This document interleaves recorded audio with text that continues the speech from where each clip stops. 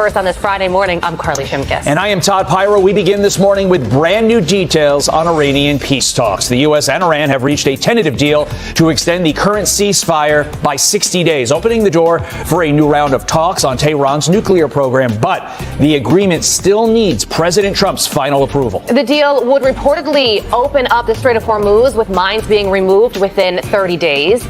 The U.S. blockade of Iranian ports would be lifted, and Tehran would be allowed to sell oil freely. Meanwhile, Iran would agree to not pursue a nuclear weapon, and talks would begin on next steps for its uranium stockpile. The U.S. would discuss sanctions relief. Also, the agreement would end the war between Israel and Hezbollah in Lebanon. But despite this progress, the commander-in-chief says he is leaving room for further military action. Watch.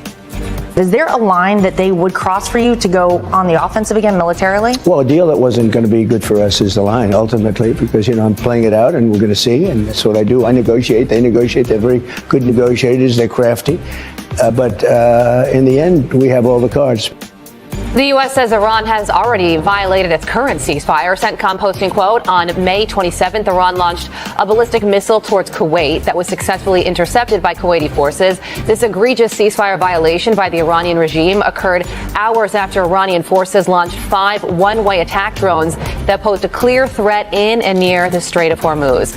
Let's bring in national security and military analyst and international relations expert, Dr. Rebecca Grant. Dr. Grant, thank you so much for joining us. So what are your thoughts on this memorandum of understanding that includes a 60-day ceasefire? It gets the U.S. and Iran back to the negotiating table when it comes to their nuclear discussions. It sort of sounds like a first step, not a last. There are a lot of good points here, including getting at the enriched uranium disposal, a process for reopening the strait. But I got to tell you, unless President Trump gets the deal he wants from Iran, he will strike again. And that strike with a ballistic missile going towards Kuwait, where we have a lot of forces, that alone is justification for Admiral Cooper to carry out more attacks if necessary. Still 2 aircraft carriers and a lot of land-based air in the region. Yeah, and the president and Iranian officials have yet to sign off on this deal. So what's the holdup there? Yes, I have a feeling it's partly around the disposal of the nuclear dust, that highly enriched uranium. And also, Iran wants to continue enriching at a small level, and that's completely unacceptable. It's also really important that we get some Iranian cooperation. Let us know if they laid any mines in the strait. But what I really like is the U.S. Navy will stay in place. That blockade will stay on until we see a commensurate increase in traffic in the Strait of Hormuz, with commercial traffic there. So we're really still depending on our U.S. Navy to execute this deal if President Trump is ready to sign off on it. Yeah, and we are still very far apart when it comes to all things nuclear. On Wednesday, the head of Iranian Parliament's National Security Committee posted on X that Iran's red lines still include a right to enrich uranium as well as possess enriched uranium. So when it comes to the nuclear element of this, Dr. Grant, which is why we entered this war in the first place, how does the United States get Iran to change its mind?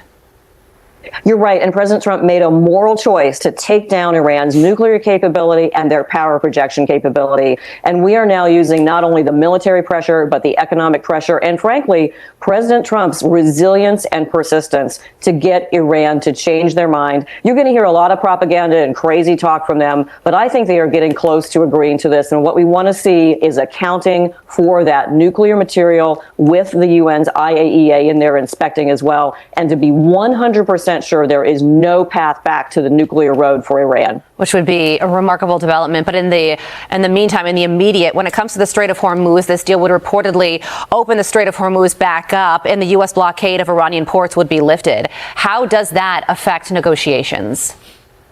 Well, that is a key incentive, really, for Iran, because CENTCOM has intercepted over 100 ships. Their ports are closed. And of course, we want to see that strait opened as well. But the key here is the U.S. Navy will stay in place. We're going to keep the aircraft carriers in place. We're going to keep the destroyers in place to make sure that Iran is fully complying at all times. And if they slip off the path after a deal, then we can put that blockade back in place. It will take time for the international shippers to reconfigure their routes, but we want a deal that gives shipping the confidence to put the Hormuz transit back on their schedule. We know the traffic separation lanes around Oman are ready to go and free of mines. So I think we're heading in the right direction and looking for a drop in oil prices, too. That's the direction we certainly want to be headed into. Okay, Dr. Grant, from Iran to Cuba, and there's this Axios report, and listen to the wording of it. Axios is reporting that the Trump administration is bracing for the potential collapse of Cuba's totalitarian government as early as this summer, and has war-gamed new military response plans in case the island descends into chaos. Of course, Cuba, 90 miles off the coast of the United States. So what would this mean for the United States, and what are the chances that this actually happens?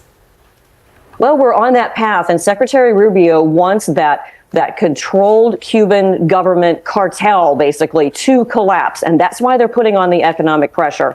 The military planning then, and I guarantee you it's pretty extensive, but it's planning for a crisis response. You know, Cuba only gets doesn't have electricity for 22 hours of the day. There could be a need, and Rubio has offered $100 million worth of aid immediately. We might see some military contingency plans to move that in a peaceful way. Big picture here, he wants a new day for Cuba, and we can't have a failed state 90 miles from America's coastline with Russia and China as their friends. Yeah, and absolutely no summer break for anybody within the Trump administration. Dr. Grant, thank you so much for joining us this morning. We very much appreciate it.